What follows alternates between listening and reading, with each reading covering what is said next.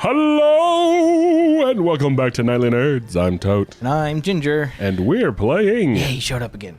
Pokemon FireRed. FireRed. Sorry, off camera. Abracadabra, I wanna reach out and grab ya.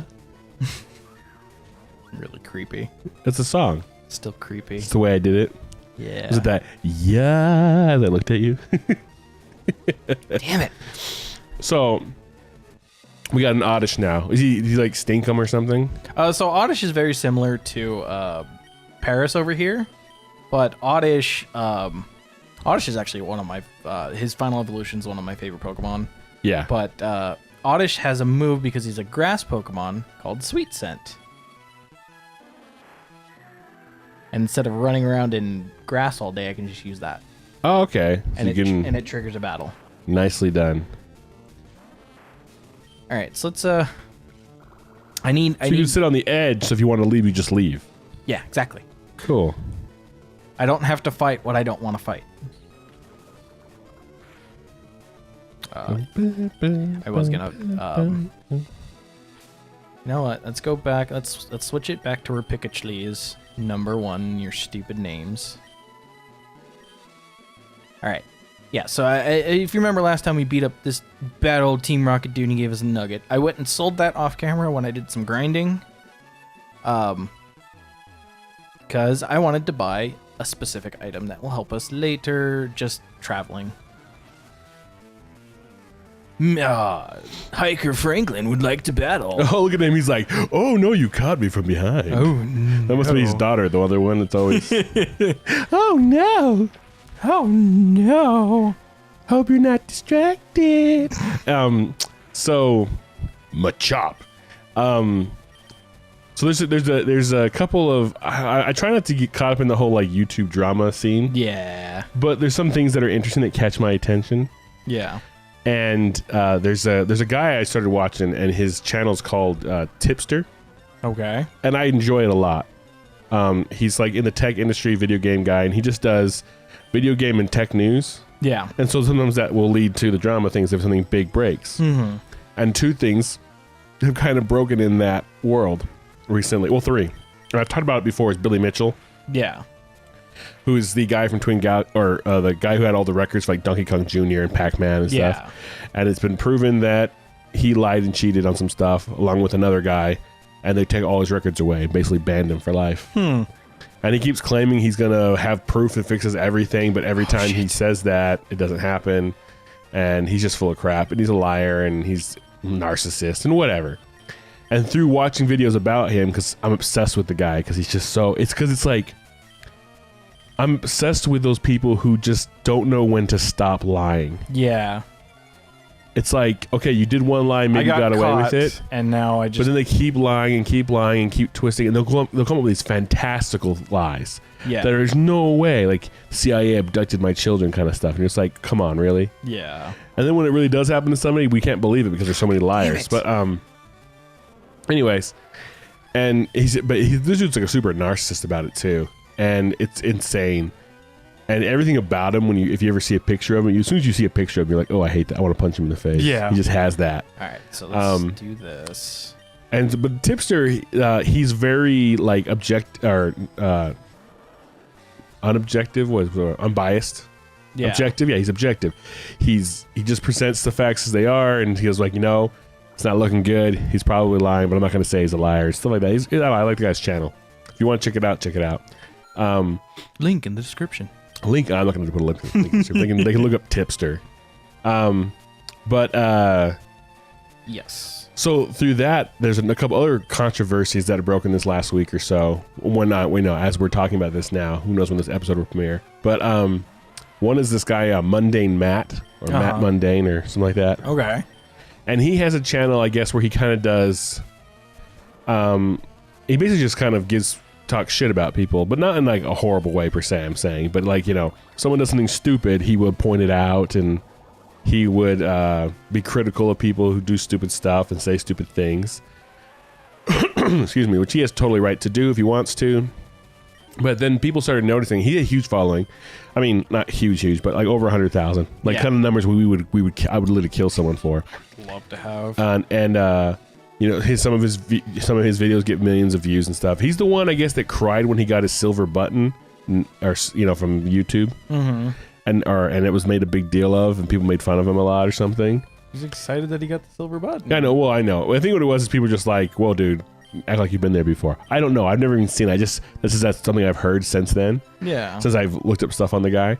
But apparently, people started noticing that whenever someone else did a video that made fun of him or critiqued something he said or was critical of something he did wrong or got wrong or, you know, did any kind of video basically that was not putting him in a nice light. Yeah. Those videos were getting flagged and taken down for, like, you know, bullying or sexual suggestive stuff or whatever, nudity, all kinds of different things. It was just like tons of flags and videos would get taken down. Yeah.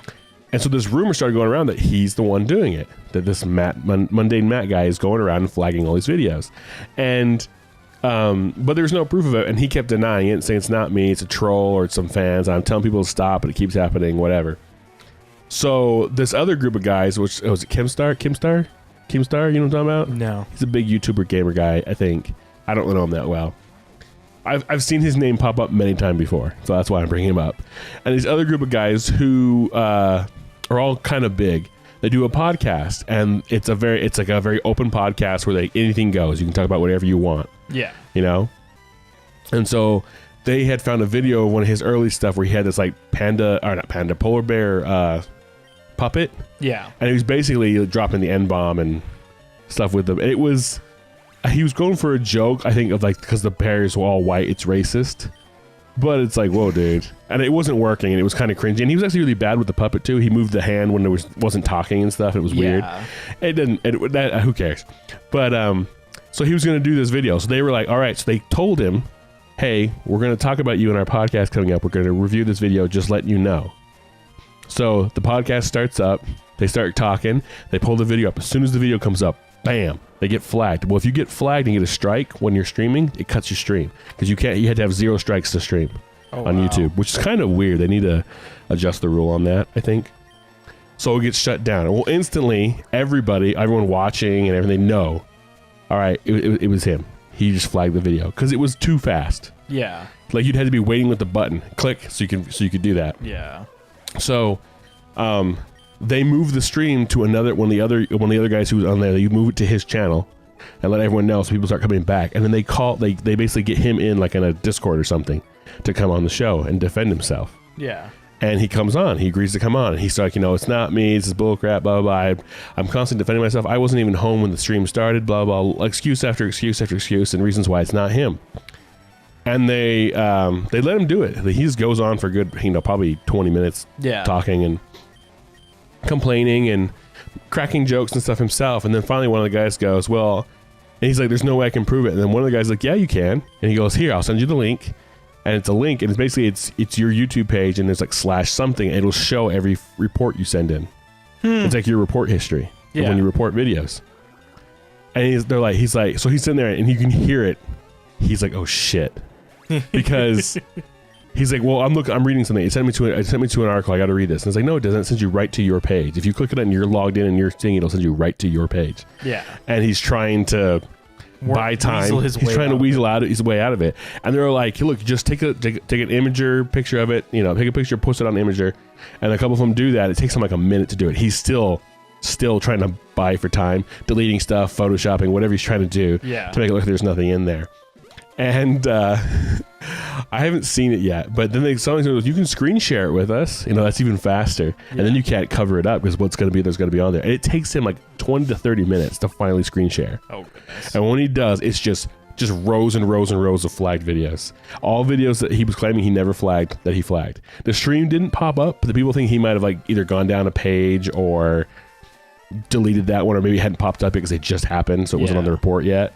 But he just got busted. He was like a live stream, got busted. And he was like, he goes instantly into, I'm in a really rough place right now, and I've been depressed, and I get angry and I react. And it was so bad. And it was like, everyone's like, count down to when your career's over, dude. But see, I don't know, because last I checked, he still had over 100,000 subscribers. Yeah. I'm sure it's dropped some, but I don't know how far it's going to go. But the big thing about it is, one, okay, yeah, he was false flagging things. He wasn't using the copyright flag, so he's got that going for him. But he was still false flagging things.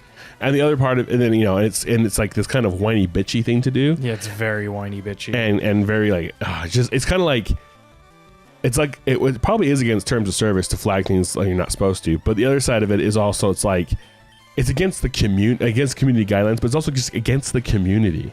And then the third thing for me is that, and I'm sure a lot of people are, he's critical of all these people and makes videos making fun of or being critical of all these people, but he couldn't take it. He couldn't take it himself and just started flagging all these videos. And now everyone's like, it's over. And then the one guy's like, you got 10 years before you can come back to YouTube. And you'd be lucky if you can get a following again. Yeah. I don't know if he's really going to collapse. I don't know. Because sometimes it seems like some of these guys get a controversy and they're fine afterwards. Yeah. But it was really interesting to watch. And again, it was one of the things, he lied and lied and lied and lied and lied. And he got this like elaborate things where there's people trolling me, blah, blah, blah. And like all these different people. It's like, you have 100,000 followers, so it's possible over 100,000 that someone's doing this, but is it really? There's so many YouTubers out there that they're working that hard just to flag stuff about you, and it's not you. And they know he has other accounts, so he probably had flagged on those other accounts too. Probably. So it's just like, it was just so interesting to me. It's like own up to your damn mistakes. Like people would have a lot more respect for him if he didn't like try to weasel his way out of it To begin with. If he told the truth from the get-go, yeah, I flagged him. He just said that. It's like I didn't appreciate it. People would probably still think he was a bitch, but they wouldn't be, annoyed in the manner they probably are. He wouldn't be caught lying. Yeah. He wouldn't have been lying and cheating. Well, let's say, like, I just watched that movie Informant, or The Informant, or whatever. The Informant. The one with Matt Damon. Yeah. Where he plays that guy that basically... Okay. He was a liar. He lied about everything. The one thing he told the truth about was the thing he was informing on, but everything else was lies. And so it almost ruined that case. It probably did. Because it was... yeah. What is it? Speaking of Matt Damon, what is it? Trey Parker and Matt Stone, when they did Team America, making fun of Matt Damon. Matt Damon. Oh, did he get mad about it? No, he didn't. Right? He didn't. He's like, that's hilarious.